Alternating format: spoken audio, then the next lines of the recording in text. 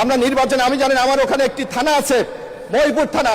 আমি আশা করি মাননীয় প্রধানমন্ত্রীর দৃষ্টি আকর্ষণ, নির্বাচনে আমাদের অন্যতম একটা কমিটমেন্ট ছিল এই থানাটাকে আমরা উপজেলায় রূপান্তরিত করব।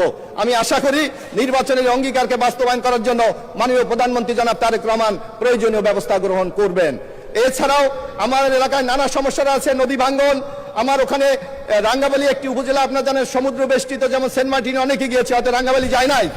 একটা সমুদ্র পাড়ি দিয়ে আমার একটা উপজেলায় যেতে হয়। সেখানে যদি 4টা ইউনিয়নে আমরা যদি একটা ব্রিজ করে দিতে পারি, তাহলে 4টা ইউনিয়নের মধ্যে কিন্তু একটা সংযোগ সড়ক করা সম্ভব। আমি মাননীয় স্থানীয় সরকার মন্ত্রণালয় আছে, ইতিমধ্যে সেই মন্ত্রণালয়ে ইতিমধ্যে প্রকল্প জমা আছে।